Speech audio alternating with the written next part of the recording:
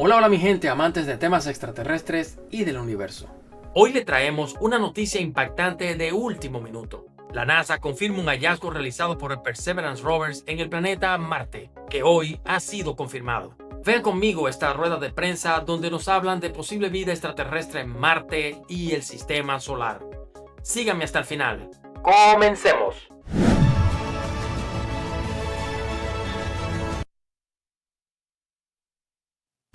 Good morning, everyone, and welcome to our NASA briefing on some exciting news we have on one of our Mars missions. Before we get into it, I want to welcome our presenters who are going to be participating in this briefing today. First, we have Nikki Fox. She's the Associate Administrator for the Science Mission here at NASA. On the phone, we have Katie Stack Morgan, the Perseverance Project scientist. She's going to present via phone.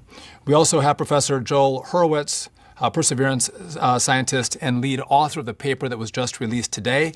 Very exciting. He's on the phone as well. And also we have Lindsay Hayes. She's the senior Mars scientist. She's with us here in person. As well as we have our new associate administrator, who, if you have any questions, you will ask questions of him as well. Amit, who I'm grateful he's accepted the post as the top lead career employee. He formerly worked at on the mission for Artemis, we're going to talk about that a little bit later. But for today's press conference, for the last 30 years, NASA has been exploring Mars. And in that exploration, we're looking for signs of life, we're looking for water, but 30 years of exploration. And in the past, we thought we found signs of life. And when we did that, we put it out to the scientific community. And the scientific community would come back and say, well, listen, there's different explanations for what you think was life. It actually was created by something else. And that's been the history, the partnership that NASA has with its discoveries and the scientific community that will, in essence, pressure test what we think we've found. So we're talking about Perseverance. This was a mission sent to Mars under President Trump's first presidency. And a year ago, we found a sample, and it was, again, we're exploring in places where there were rivers and where there were lakes. And much as on Earth, we think that that's where we'd see signs of ancient life on Mars. And so a year ago, we thought we found what we believe to be signs of microbial life on the Mars surface. And so we put it out to our scientific friends to pressure test it, to analyze it, and go, did we get this right? Do we think this is signs of ancient life on Mars? And after a year of review, they've come back and they said, listen, we can't find another explanation. So this very well could be the clearest sign of life that we've ever found on Mars, which is incredibly exciting. Again, we're going to break that down for all of you with our lead scientists here at NASA, those who have been involved. Dr. Hurwitz, Professor Hurwitz, wrote the paper that was released today, so we want to hear from him as well. But I would be remiss if I didn't talk about what we're actually doing here at NASA, which is human flight exploration. Many of you have heard about our Artemis program. At the first part of next year, we're going to send 4 astronauts back to the moon, but we're going to just go around the moon. We're not going to land in Artemis 2, which is coming early next year. But about a year and a half after that, we're going to do Artemis 3. We're going back to the moon. And this time, we are going to stay for a longer period of time at the start, but we want a long-term presence of life on the moon led by America. And what's important with this mission is what we learn on this mission to the moon is going to help us to actually put American boots on Mars. And it's an exciting time. And again, we have great science around it. We're pushing our partners. We're pushing NASA. We're in a second space race right now. The Chinese want to get back to the moon before us. That's not going to happen. America has led in space in the past, and we are going to continue to lead in space in the future. And again, this discovery today, I hope makes everyone excited about the future missions that we're going to have and the exploration we're going to do and the science we're going to develop to make sure we can send Americans, mankind throughout the universe. And so, but we do want to lean into this exciting news that we have today. And to give us more, I'm going to turn it over to Nikki Fox, who is the Associate Administrator for our science mission. Nikki? Thank you so much. Thank you. Yes, it really is an exciting day today. NASA, what we do is we study the seemingly impossible. That's what we do every day at NASA Science. And NASA Science is undisputably the global authority in the search for life beyond our home planet. And so today we are going to talk to you about this amazing, exciting discovery. And I also want to make sure that we put context around it. And you see like how it fits into our search for life in the universe. Our galaxy is 100 billion light years across. And within 10 light years of Earth, there are at least 400 known planets. And that means there is a possibility, some would even say a probability, of life beyond Earth, including maybe even complex intelligent life. And today, we are really showing you how we are kind of one step closer to answering humanity's one of their most profound questions, and that is, are we truly alone in the universe? So if I could have the first image, please, that would be great. So last July, as Secretary Duffy eloquently described, NASA's Perseverance rover found a leopard-spotted rock at Mars. And scientists immediately knew. It was interesting, we hadn't seen anything like that before on Mars. And we talked about it last summer. The moment we found it, we put out the images for everybody to see and everybody to share in the joy of NASA science. And, you know, today, we're really here celebrating that incredible hard work of the science team as they literally tried to prove it wasn't interesting. Maybe it's just something else. Maybe it's not, you know, the key result that we've been waiting for. And so they've done the analysis on these leopard spots, and we think they are potentially made by some sort of ancient life. This finding by our incredible Perseverance rover is the closest we've actually come to discovering ancient life on Mars. And if you can't tell, we're really excited about that. But I also, again, I want to put it into context. It's a signature. It's a sort of leftover sign. It's not life itself. And it certainly could have been from ancient life, and that would have been something that was there billions of years ago, nothing that's current there. It could certainly, as we say, be made by ancient life. And what that means is we look at everything we know about life on Earth.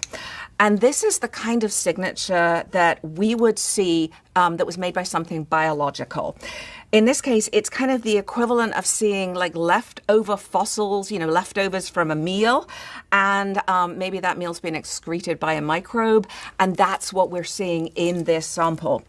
Again, as Secretary Duffy said, we don't know for sure that's what it is, and we won't stop after this first analysis. This certainly is not the final answer.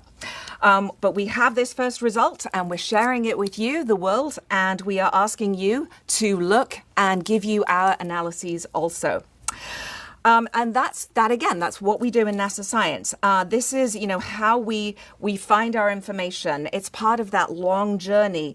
We ask a question, we design a mission that can actually go and address that question. We develop the technology, we build the hardware, we launch it into space. It takes the data, it brings back the information that we need here, we analyze it, and we come up with answers to those really, really tough questions.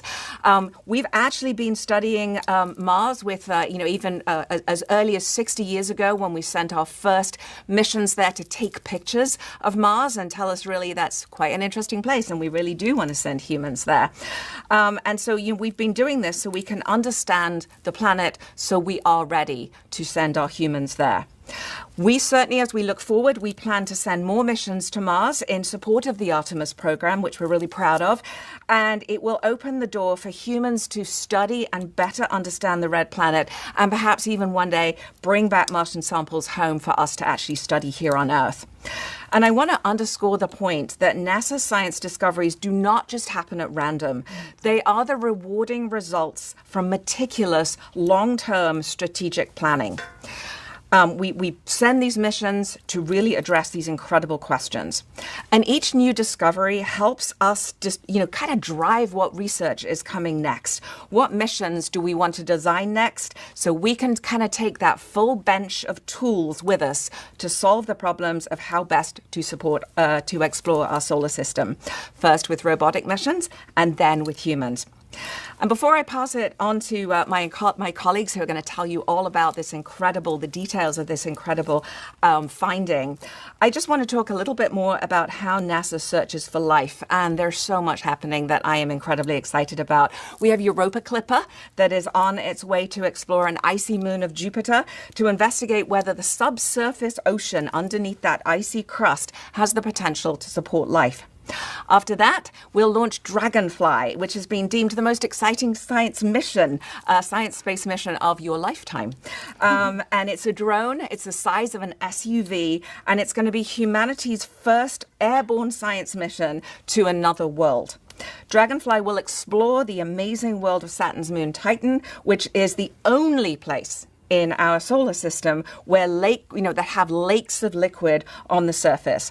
And with Dragonfly, it's going to let us understand the prebiotic chemistry that predominated Earth here before the origin of life. And the other thing we're looking for all over the universe is potentially habitable worlds. 30 years ago, we first discovered an exoplanet around another star system, and today we know of thousands of them. This has changed the very way that we look at our night sky. We know that there is, on average, a planet for every star in the sky. And as I've been saying, each new mission is specifically designed based on all of the knowledge that we've gained so far. And in this case, the knowledge is allowing us to lean forward to study a concept mission that is supported in the president's budget called Habitable Worlds Observatory.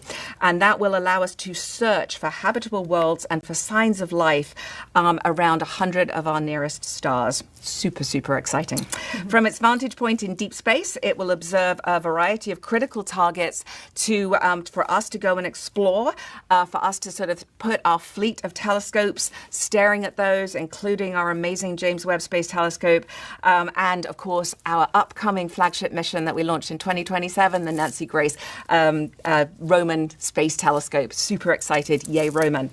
The Habitable Worlds Observatory insights could help keep astronauts and human infrastructure safe in space, and it will be the most powerful telescope NASA has ever launched, maintaining Americans' leadership in space, which is so important. But for now, back to the present and back to Mars. And so I am delighted to turn it over to Dr. Katie Stack Morgan to tell us more about Perseverance's work on Mars, and she's joining us by phone. Take it away, Katie. Thank you so much, Nikki. The discovery of a potential biosignature or a feature or signature that could be consistent with biological processes, but that requires further work and study to confirm a biological origin is something that we're sharing with you all today that grows from years of hard work, dedication, and collaboration between over 1,000 scientists and engineers here at the Jet Propulsion Laboratory and our partner institutions around the country and internationally. A discovery like this comes from years of strategic planning and science analysis from both the rover team as well as the Mars community, as we went from the development of the Mars 2020 mission as a concept in response to the priorities of the Planetary Decadal Survey, to the landing site selection, and now to the daily operations of the rover that provide us such a fantastic data set that we're going to share with you today. If we could bring up the first image here, I'll be providing some overall geologic context for the discovery of these leopard spot features. The Perseverance rover landed in Jezero crater in 2021, and this site was selected as the result of a multi-year community effort because we decided that this site was truly the best place to accomplish the Mars 2020 mission goals of seeking signs of ancient life on Mars and putting together a collection of rocks for possible return to Earth in the future. Jezero was selected because it's in a location amongst the most ancient terrains on Mars, exposing some of the oldest rocks anywhere in the solar system. And these really ancient rocks provide us a window into a period of time that's not particularly well represented on our own planet Earth, but it's a time when life was emergent on Earth and could have been on Mars as well. Jezero is also indisputably the site of an ancient lake, which we know because we have two river valleys entering into the crater and a river valley exiting the crater through which water flowed out of the crater. During the first 4 years of the mission, Perseverance explored three main geological terrains within the crater. The rover landed on the crater floor, which was a sequence of igneous rocks, including lava flows and igneous cumulates, that had a number of interactions with water and preserved probably micro-environments that were likely habitable. The rover then transitioned to the western fan. It's a sequence of sedimentary rocks whose sediments were transported from ancient terrains out of the crater into the crater in a relatively long-lived and stable lake, delta, and river setting. The rover then transitioned to what we call the margin unit. This was a thick sequence of igneous rocks that really distinguished themselves by strong orbiter spectroscopic signals of the minerals olivine and carbonate. After the margin unit exploration, the rover had a chance to traverse into the Retva Vallis, which is the main feeder river valley that once fed the ancient lake that was present in Jezero. And this river valley, more than 3.5 billion years ago, this valley would have been filled with rushing rivers carrying mud, sand, and gravel from outside the crater into the lake inside the crater. This kind of energetic setting was probably punctuated by periods of calm when water would have backed up, creating a relatively low-energy lake environment where deposition by settling from suspension could have occurred. Eventually, though, this water dried up, the lakes and rivers dried up, and the Bright Angel outcrop was revealed. And this outcrop records for us a potential habitable environment that we can study and the rover can explore on the surface of Mars today. If we can bring up the next slide, please, we can see Bright Angel through the eyes of Perseverance. It's a distinct light-toned outcrop, and its current extent and relief has been exposed to us through billions of years of wind, erosion, and thermal cycling. The rover spent several months exploring this area, ultimately pushing to the northern edge of the channel where the Bright Angel formation met the margin unit. And it's here at the contact, this edge of the river valley, that the rover explored a special target called Chayava Falls. If we move to the next image, please. The Chayava Falls rock and those around it show very thin layers. They're often red to tan in color, and they're very fine grained. So the sediment that makes them up is very, very small. This, coupled with the fact that these rocks occur in a river setting, really points to a sedimentary origin here, where we had deposition of these sediments in water. Here in this area, we also have some coarser-grained rocks, suggesting that we had a transition from these more energetic river environments to the more calm lake environments. And while every outcrop on Mars has an interesting story to tell, in order to really understand what makes this particular outcrop so special, we have to get our noses to the outcrop, or in this case, the rover's arm, up close and personal to take a look at all the details of these rocks. So to tell us more about that, I'm going to pass it on now to Professor Joel Hurowitz, who is the lead author of the study that came out in Nature this week. Joel, over to you. Thank you so much, Katie. If I can bring up the first view graph, what you're looking at here is a selfie that Perseverance took of itself in front of the Chayava Falls workspace in the Bright Angel Formation. And I show this image, one, to kind of provide a little bit of additional context and show that we collected a sample from this rock. You can see a hole in the rock where that sample core was collected. But also to make the point that we really used every scientific instrument available to us on the payload to investigate these rocks and really try to tell or paint as complete a picture as we can of what these rocks are made of, the environment they were deposited in, and how the interesting features that we see in them might have formed. So what I'm going to do now is I'm going to move to the next image, and we're going to zoom back up to the surface of the Chayaba Falls rock. And this is the same image you were looking at before. And what I want to do with this image here is I just want to convey some of the excitement that we had when this image came down last summer.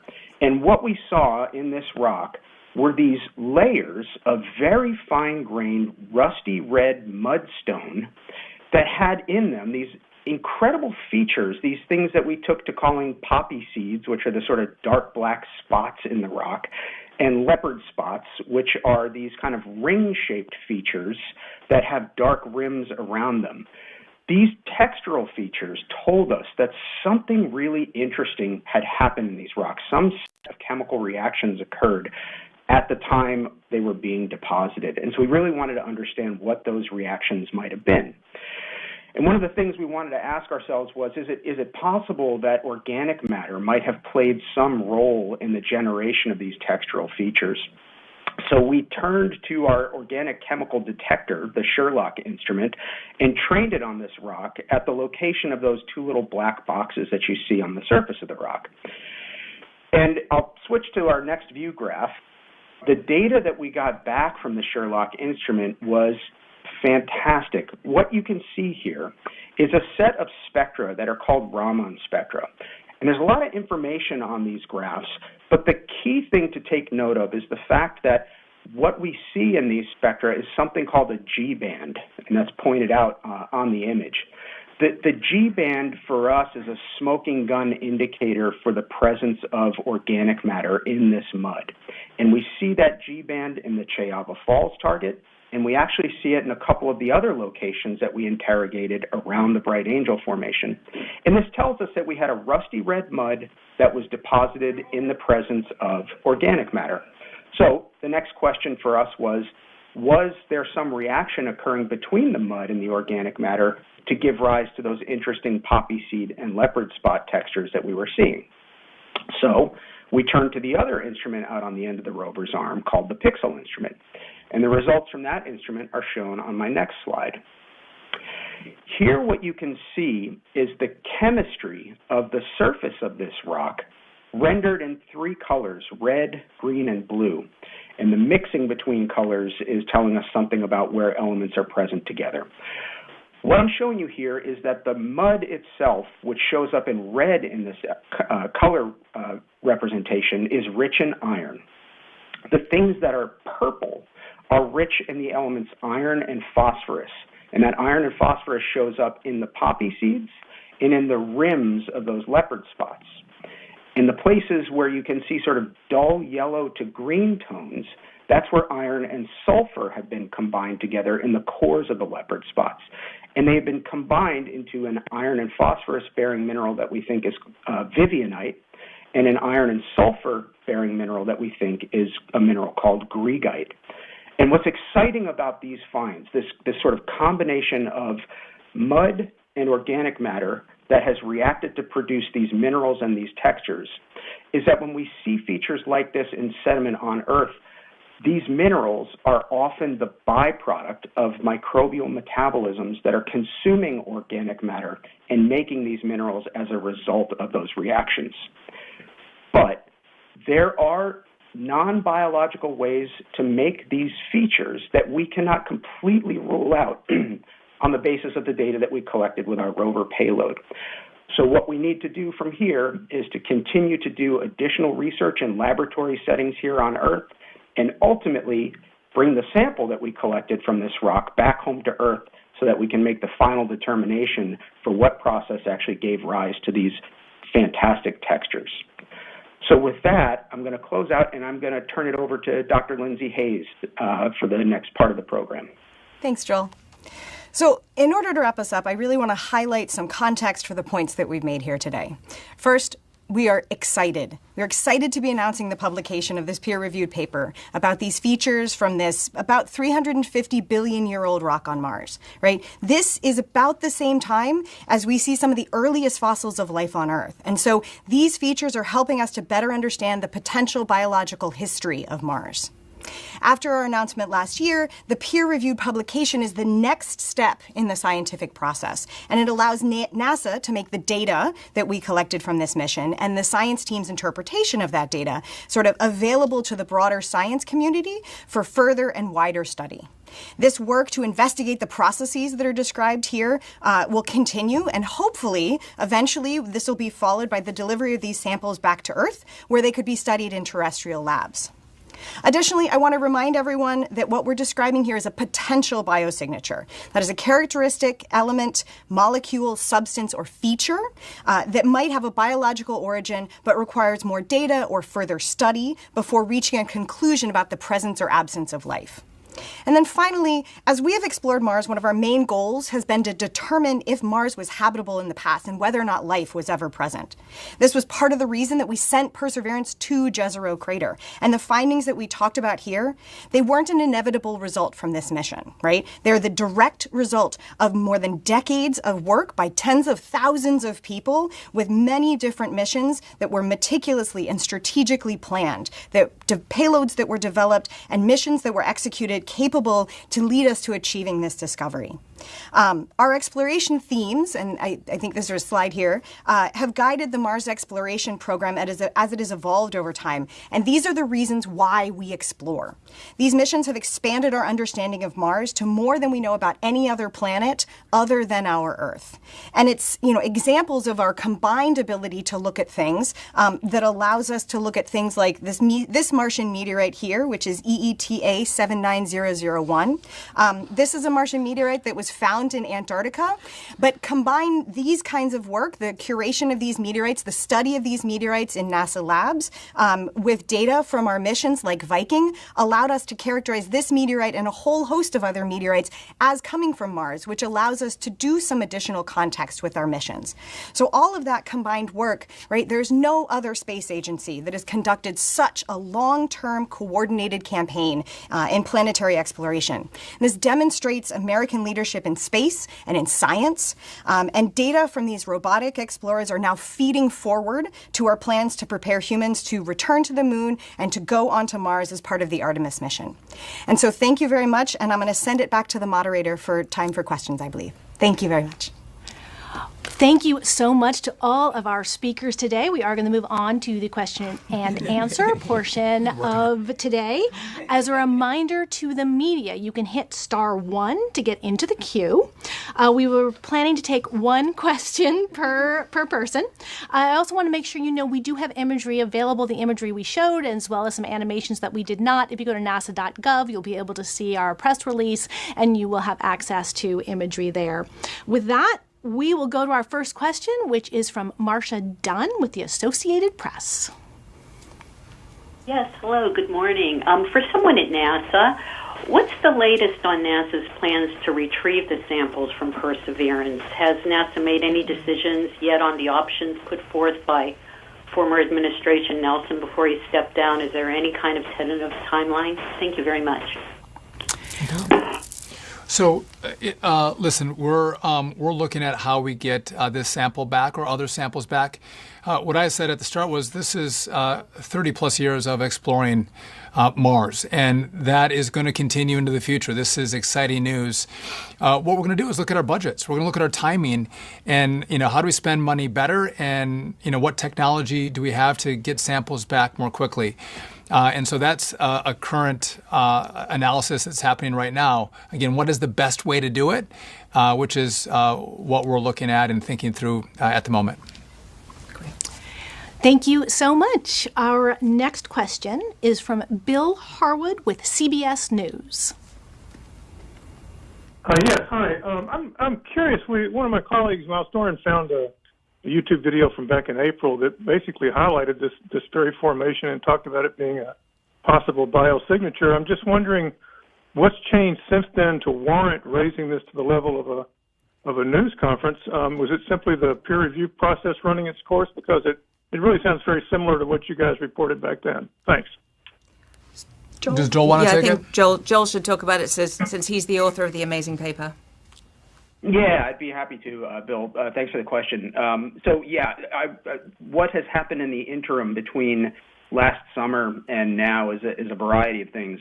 One, the continued exploration of Nerett Vivalis so that we could collect more data from this locality and better understand the environment that these rocks were deposited in and really sort of firm up our understanding of what type of setting they were formed in. It allowed us to gather more data on these features that we have called potential biosignatures so that we can better understand the nature of the reactions that might give rise to them. And then, of course, after a few more months since that last press conference of collecting data, there's a long period of sort of aggregating and interrogating that data and writing it up and putting it together into a comprehensive publication that then has to go through the peer review process. And so that has all been going on sort of in the background between last summer and now. So yeah, that is what has happened between then and now. And I would highlight that the peer review process is a really important component of being able to present these results here to you today. And Bill, that's part of the process, right? So again, we find the sample. We can have a lot of commentary that agrees with what NASA has found. Some may disagree, but to interrogate the data, as Joel just mentioned, and to have it peer reviewed. What's exciting is in the past, what we thought it was, our peer reviewers would say it was not. Our peer reviewers are saying, well, this actually could be what NASA thinks it is, and that's why this is so exciting, and that's why we want to have this press conference to share it with the world, to share it with you. And also, we are ultra transparent, right? If we had this exciting news about the peer reviewers and what we think we found at NASA, and I didn't bring it to you, if we didn't have everyone here together, you might go, you're trying to hide stuff from us. Why didn't you tell us that a year ago? So we are here to say this is exciting, and we want to share that news with, again, the data that's been pressure tested with other scientists who are like, this could be very real. Anyone else want to? No, you nailed it. Yeah. Great answer. Thank you so much. Next, we have Ken Chang with the New York Times. Hi, thank you. So this is for Secretary Duffy. I've talked to a few scientists about this, and they all say it's very interesting, but that there are potential non-biological explanations for these minerals, and the only way to really find out is to bring them back.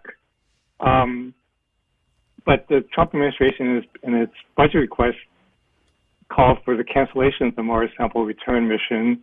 Based on what Mr. Duffy said earlier, is that not the case anymore, that you are still looking to possibly conduct that?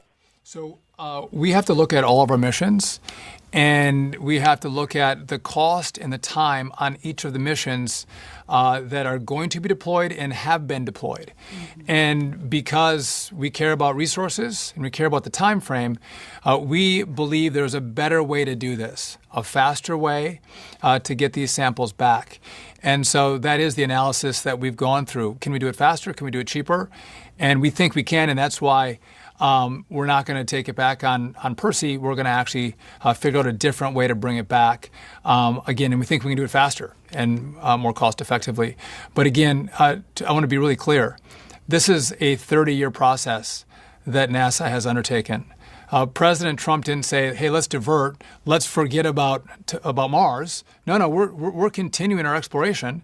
And by the way, we've been very clear under this president that we don't want to just bring samples back from Mars.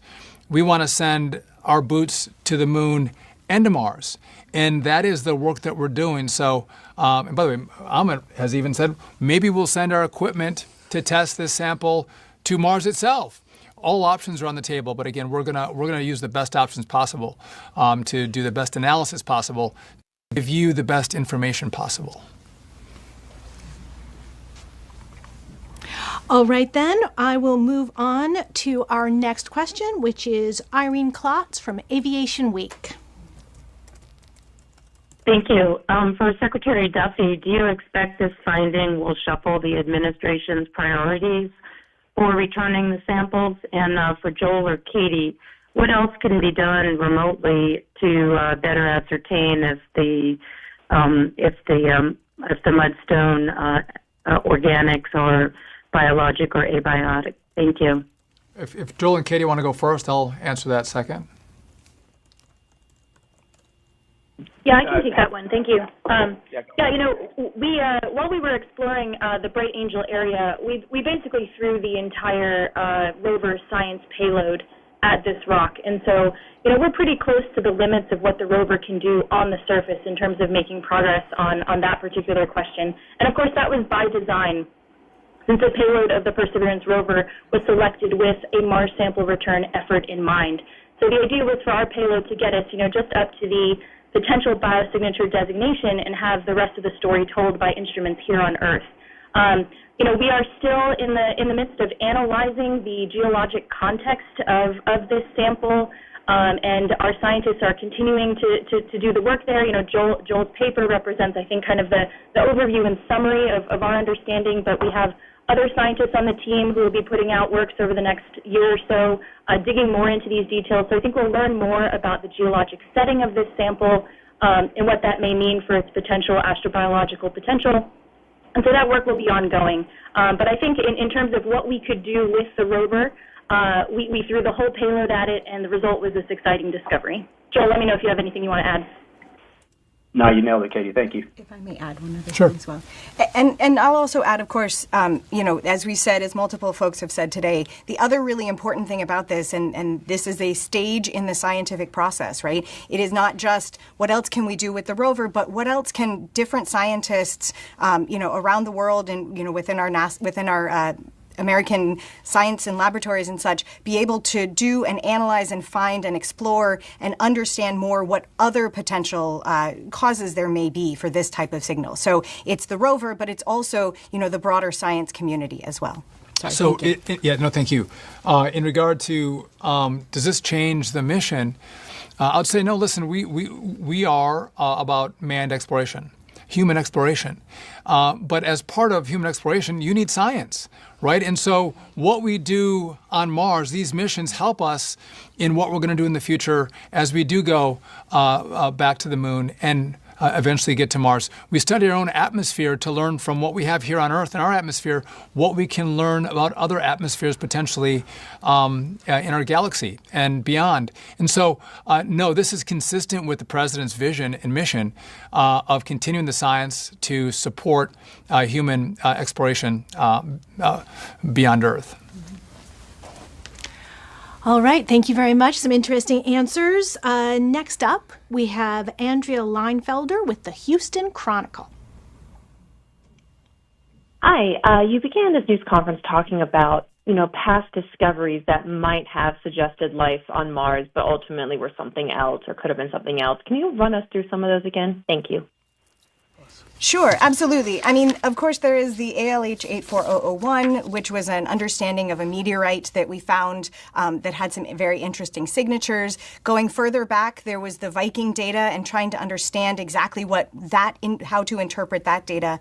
But what I want to highlight, and this is something we've talked about a few times here, we think about these things and we try and frame these things in a way to communicate different ways of what each of these detections are, right? So the first thing that happens, right, is that you detect a signal that can result from biological activity. You want to make sure that it's not contamination. And then you try and understand that signal in the context of the area, the context of the environment where you found that signal. And so one of the things that we're doing here is, as Secretary Duffy said, we're trying to be very transparent, right? What we did is originally we announced that we had found a signal. This paper is showing that, we understand the context of the environment around it. And, we sort of, as we think about these things, we want to be clear what we are communicating here, and that the next stage is to communicate and to see what the rest of the science community, right? These discoveries may become more significant as more data comes in from other research. Other science may show that there's other ways to create a signal like this. But as we change these things over time, we're showing that we're more and more excited about this as we learn more and as we've understood more. All right, we are looking at probably about 2 more questions, but we are certainly trying to get through as many as we can. For anyone we don't get to today, definitely we'll ask you to send us notes and we will follow up. But going on, our next person is going to be Eric Berger with Ars Technica. Hi, thanks very much. A question for Secretary Duffy. We talked a little bit about Mars sample return, and obviously there's some interesting things to study on Mars. China's planning to launch the Tianwen-3 mission to return samples from Mars in 2028. Does it concern you that China is likely to be in a position to accomplish this before NASA? So first, Eric, I love you guys are all asking me questions. We got some of the brightest people at NASA with us. I'll take them. I was hoping your questions were going to be more on this exciting news that we have today. But listen, we're running our plan, right? We're making the right calls for America and for our partners. And again, we lead, and we are going to continue to lead. But it's always important that we keep pushing. We have to push because we are in another space race. And what I don't want to do, and we work very well together. I want to make sure we're making the right decisions, right? And I have to look at dollars, and I have to look at time, and I have to look at return. And as we do that, we thought, well, there could be a better way to do this to get these samples back. And I again, just to continue with missions that I don't think can meet budgets and timing, I think would be foolish on my part, because across government, every government, not just the U.S. government, resources are precious. And we are going to use our resources to the best possible abilities to advance our missions the furthest. And I would just tell you, there's been a lot of conversation on science. Science isn't going away at NASA. We are leaning into the science because we need it to make sure that we're successful on our missions to the moon and to Mars. And we have Earth missions as well that have been mandated by Congress. That is part of our science. But again, if I've been given an ask for spending a little less money, I think we can do that. I know we can do that. But I've told the team at NASA, if we don't have the resources for the right missions or the right people, I will go to the president, I'll go to the Congress, I'll ask for more money. But I feel pretty confident that with the money that we've been given in the president's budget, we can accomplish our mission. It might be a little more focused, right? It's on human exploration, but we can accomplish that mission. And again, I have fully committed that I would ask for more if I needed it. And by the way, the president loves space. He asked me about it, which is a unique position to be in as the acting administrator, but also to be the secretary of the Department of Transportation, that I get to interface with the president quite a bit. I give him updates, how it's going, what we're doing. And he doesn't brush me off. He wants to know. He's excited about this. And so if there was an issue with resources, I would go to him, and I'm sure he would support us. And I'm sure, listen, what's interesting too, and this has been great to see, this is bipartisan, right? There's a lot of fights that you all see in Congress. This is one space, no pun intended, or maybe the pun was intended, that you get bipartisan buy-in. People get excited about what NASA does as Democrats, independents, and Republicans. Everybody kind of loves it.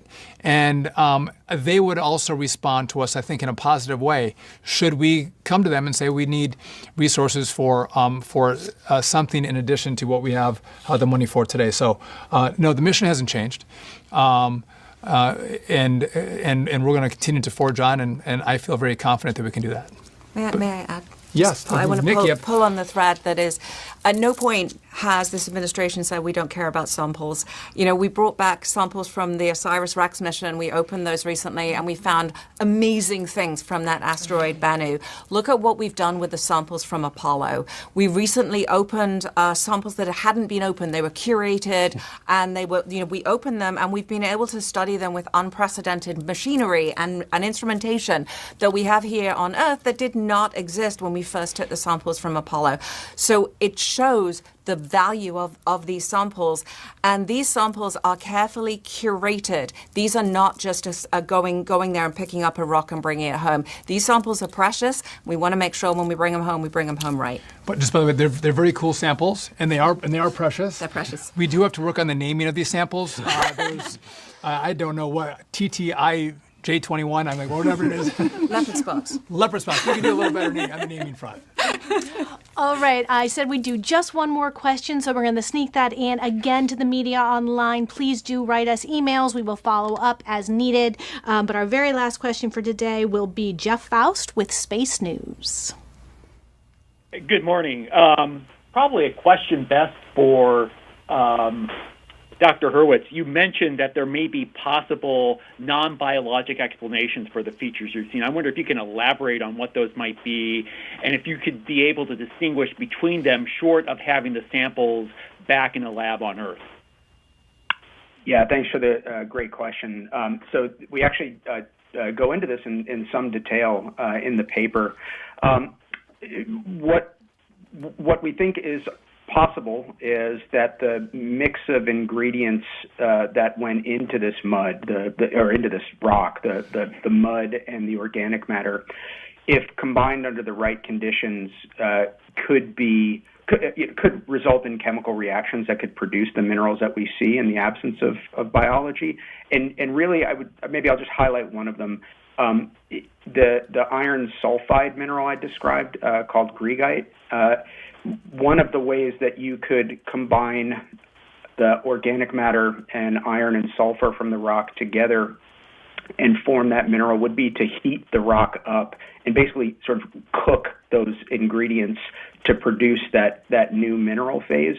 One of the things we sort of struggled with, I don't know if maybe that's the right way to say it, but we looked at in as much detail as we possibly could to try to understand whether these rocks actually showed any signs that they were cooked. And within the sort of capabilities of the rover, we weren't able to make that determination. They really don't look like they had been heated to the temperatures that might be appropriate to that type of reaction. But it is a pathway, and I think it's one that we hope that the research community will take these results and go off into laboratories and run experiments to try to recreate these features under a variety of conditions, both biological and non-biological, to see, what are the options here for making these things that we've observed. Thank you, Joel. I also want to thank Katie, Nikki, Lindsay, and Amit for being here. I want to thank you all for tuning in. I want to just reiterate, we are going to be transparent. If we have exciting news, we're going to share it. By the way, we're all looking forward to you all tuning in as we do Artemis 2 that's coming at the first part of next year. Again, our mission back to go around the moon and home. But I just want to, if I could just say for a moment, I've had the privilege of being here for roughly 2 months at NASA. And I just want to reiterate what all of you at home know, which is this is one of the most amazing, if not the most amazing institutions that America has. Some of the brightest, smartest, dedicated people that this country has doing amazing science. And again, we're going to continue to lean into it. We're going to continue to lean into manned exploration. And it's not easy. It's really hard.